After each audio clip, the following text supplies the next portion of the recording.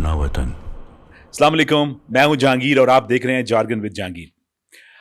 शफीक साहब, आज मैं बहुत स्ट्रेट फॉरवर्ड और वेरी क्लियर हेडेड हूं कि ऐसा किस क्यों? टॉपिक पे बात करनी है। ऐसा क्यों? क्योंकि हमारी लास्ट पॉडकास्ट में हमारे जो पड़ोसी व्यूअर्स हैं, बड़ा पड़ोसी मुल्क के, उन्होंने इतने फूल निछावर किए अपने कमेंट्स में हमारे ऊपर, कुछ ज्यादा ही कर दिया। तो मैंने सोच लिया कि उनकी जो वो वाली दुखती रग है ना, उस पे हल्की सी हल्दी जो है ना वो और डालते हैं। बनता है, बिल्कुल तो बनता मेरे है। ख्याल में थोड़ा बॉन्डाई बीच से स्टार्ट करते हैं, वो जो ऑस्ट्रेलिया में इंसिडेंट हुआ था। बिल्कुल ऐसा ही है। हम्म। बॉन्डाई बीच से स्टार्ट करते हैं। Hmm. Very sad incident. Hmm. जितनी मजम्मत की जाए कम है। और जैसा कि हम अभी बात कर रहे थे हम्म। कि टेररिज्म किसी भी मजहब में उसकी कोई जगह नहीं है। बिल्कुल नहीं, बिल्कुल तो नहीं। जो कुछ भी हुआ इंतहाई अफसोसनाक था। हम्म। लेकिन भारत ने हमेशा की तरह अपनी वो जो रविश है ना पाकिस्तान मुखालिफ वो बरकरार रखी।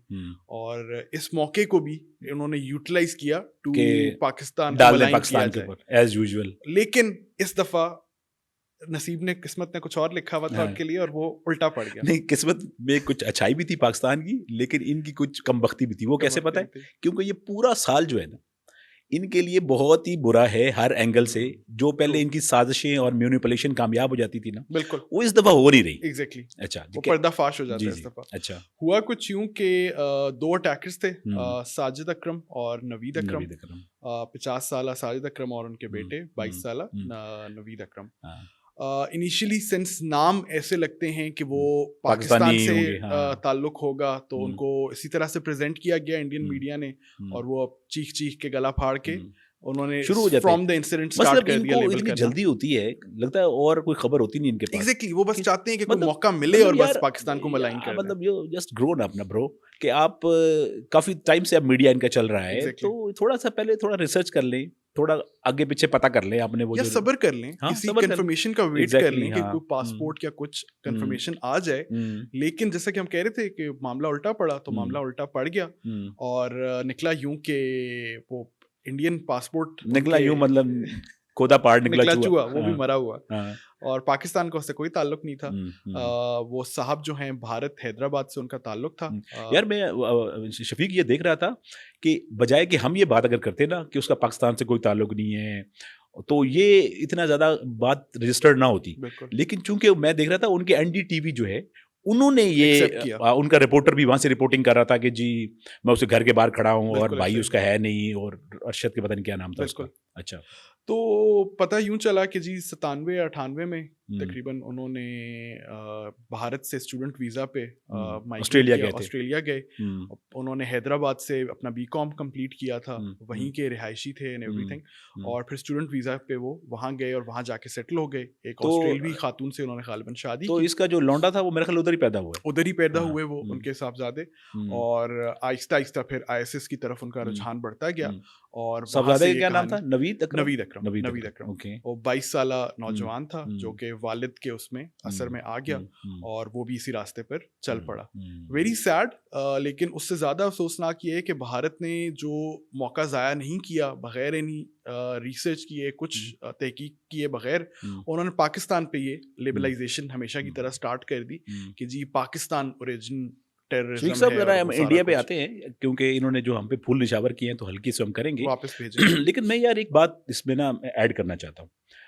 ये जो मेरे ख्याल है इस बॉन्डाई बीच पे जो ये इवेंट हो रहा था हनुका, ये ज्यूस का कोई फेस्टिवल था यार। देखें, किसी बंदे के लिए भी बड़ा मुश्किल है। मैं कोई टेररिज्म को सपोर्ट नहीं करता।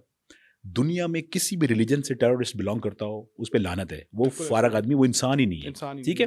लेकिन मैं एक on the other side of the picture हम देखते हैं कि यार आप मतलब उन्होंने जब ज्यूस पे ही स्पेशली आके अटैक किया, तो आपको नहीं लगता कि यार ये गजा में जो जुल्म ज्यादती हुई है उसका रिवेंज लेने का तरीका गलत है? लेकिन किसी को अगर जस्टिस नहीं मिलता तो लोग इस तरह की हरकतें करते हैं, रास्ते पे आते हैं। बिल्कुल ऐसा ही है। बेसिकली अगर देखा जाए तो पूरी मुस्लिम उम्मा में वो फ्रस्ट्रेशन, वो गुस्सा तो मौजूद है इजराइल के हवाले से, जो भी उन्होंने जुल्म ढाए हैं फलस्तीन में और गजा में। लेकिन again it is not justified कि आप इस रास्ते को इख्तियार करें। टेररिज्म जस्टिफाइड नहीं है किसी भी मजहब में। अच्छा, इसमें एक और जबरदस्त चीज हुई, आल्दो के मैं इसको बहुत ज़्यादा वो अपने फेवर में नहीं कहता, क्योंकि हम बेसिकली अगर हम एक लॉजिकल और रिलीजियस बात की जाए ना, तो मुसलमान सारे मतलब इस्लाम है ही पीस, यानी सलामती। हम तो शुरू में मिलते ही हैं तो अस्सलाम वालेकुम, यानी कि आप पर सलामती हो। लेकिन पॉजिटिव चीज जो दुनिया जिसको कंसिडर करती है वो ये हुई कि जिस बंदे ने जो सेवियर ऑफ द इवेंट था, अहमद सीरियन, वो सीरियन गाय था, और उसके बारे में ये भी मैंने सुना है कि that guy was in x policeman in Syria. उसने बड़ा जबरदस्त किया, उससे ये इमेज एक और बिल्ड हुआ कि जो मुसलमान हैं वो इटसेल्फ जो है इसके खिलाफ है, और उन्होंने एक मुसलमान ने आके हेल्प की और लोगों की जान बचाई। और जिस तरह से पजीराई मिली उन्हें पूरी दुनिया की तरफ से, ऑस्ट्रेलियन गवर्नमेंट की तरफ से, ऑस्ट्रेलियन कम्युनिटीज की तरफ से, हर बंदे ने उस चीज को सराहा और मस्बत अंदाज में उसको पेश किया, और शुक्र है कि उन्होंने बचा भी लिया because it was a very tricky situation. इतनी क्लोज रेंज से किसी को अगर आप ट्रेन नहीं हो लेकिन उनका सेंस एक पुलिस का बैकग्राउंड था, तो अल्लाह का शुक्र है कि उन्होंने उस चीज को एक पॉजिटिव अंदाज से हैंडल किया। ऑल्दो वो इंजर हो गए उसमें, लेकिन काफी दुनिया की तरफ से उन्हें गो फंड मी पे उनकी डोनेशंस वगैरह आई, और आई थिंक 2.5 मिलियन बिल्कुल इकट्ठे हो गए।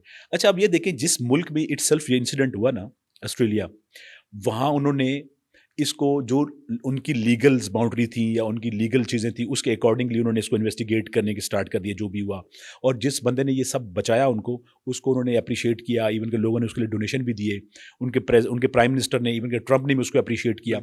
ऑन द अदर हैंड, ये जो भाई साहब ये इंडिया वाले कोई 3,000 पता नहीं लाख किलोमीटर दूर बैठे हुए हैं, इनसे देखें, इन्होंने वहाँ पर पता क्या डाला, यानी इनका अपना मीडिया, जो लोकल मीडिया, वो कह रहा है कि इनका वो जो साजिद अकरम था वो इंडिया का रहने वाला था, लेकिन इन्होंने फिर भी बाज नहीं है।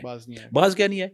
ओ जी, आईएसएस ने इसको ट्रेनिंग दी थी, ऑनलाइन दी थी शायद, और ये बंदा फिलिपाइन भी गया था और कि पाकिस्तान का चक्कर भी लगा के आया। अब ये कंफर्म बात नहीं है कि पाकिस्तान आए नहीं आए, लेकिन पाकिस्तान का वो एंगल लाना इनके लिए बहुत जरूरी है, बिकॉज वो अब खुद एक बैड पोजीशन में आ चुके हैं, फुटस्टेप उनका पीछे हो चुका है, तो अब वो उसको कवर करने के लिए इनको यार वो पाकिस्तानी एंगल इस्तेमाल कर रहे हैं। पाकिस्तानी फोबिया तो नहीं हो गया ये इंडियन मीडिया को खास करके? They are obsessed with us. अब देखो ना, एवरी वे। इनका एक और इंसिडेंट हुआ, अब इंडिया वालों की बात हुई तो जरा पूरी करते हैं ना। बिल्कुल बिल्कुल। वो इनके नीतीश कुमार,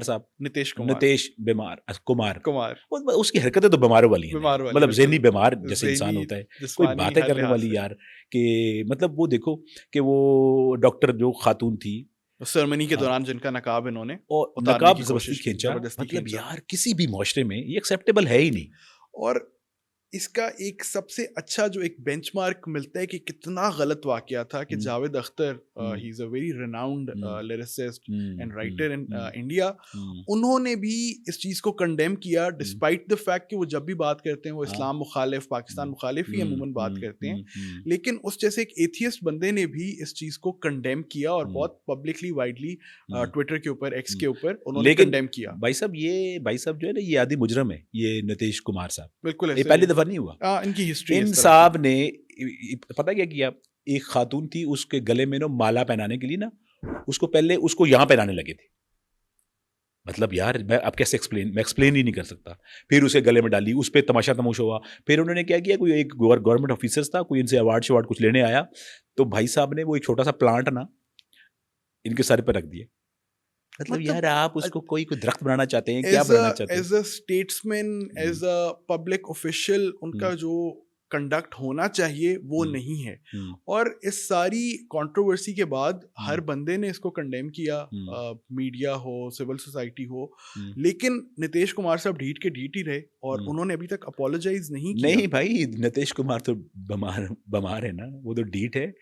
उसके जो पार्टी के लोग या उसकी जो सपोर्ट वाले, वो जब मीडिया पे आते हैं ना यार, मतलब आप इसको कैसे डिफेंड करते थे, लेकिन उनकी हिम्मत देखो कि वो कहते हैं नहीं जी, वो असल में ये चाह रहे थे कि खातून का वो नीचे हो जाए, तो उसका बड़ा ये मेमोरेबल इवेंट है तो उसकी तस्वीर आनी चाहिए। तो मतलब यार वो खातून डिसाइड करेगी ना कि ये मैंने क्या करना है। तो आप मतलब आप दुनिया की बड़ी डेमोक्रेसी बनने के चक्कर में आप वो कहते हैं ना, क्लेम करते हैं कि हम दुनिया की सबसे बड़ी डेमोक्रेसी है, तो उसमें ये तो नहीं होता।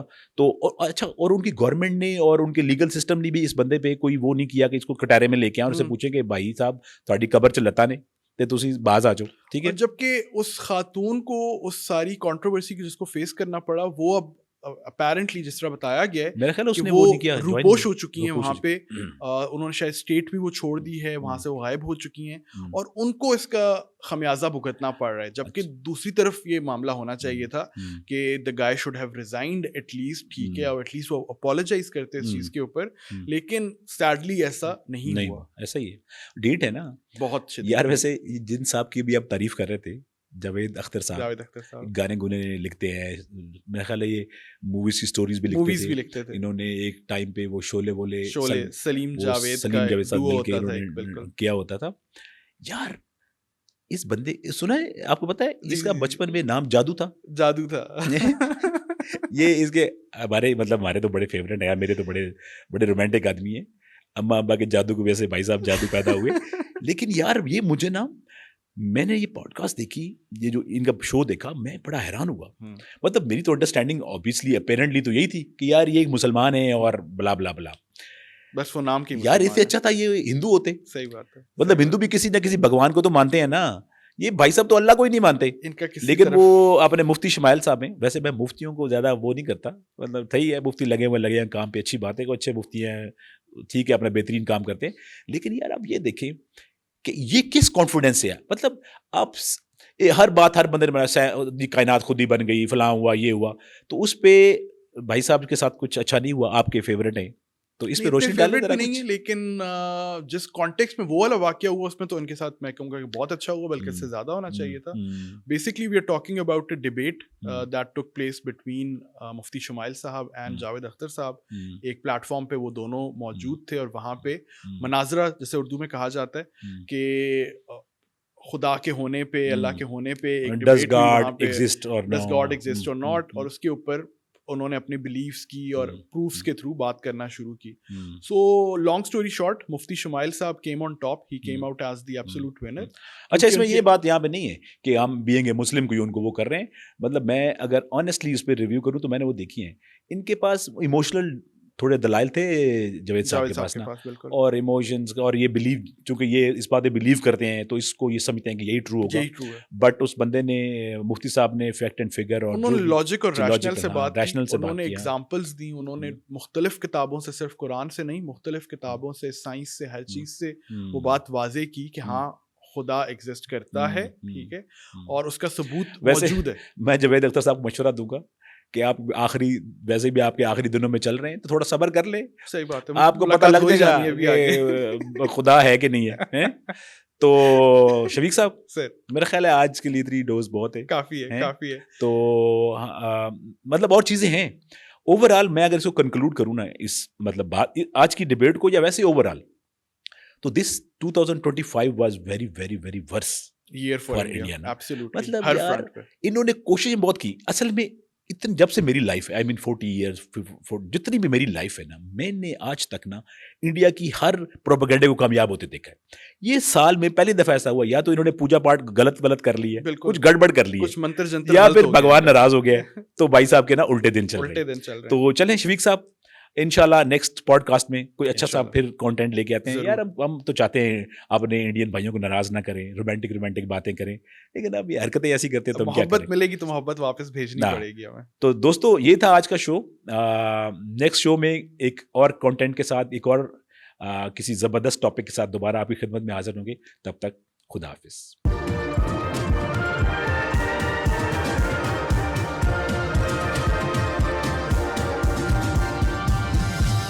You are watching Apna Watan.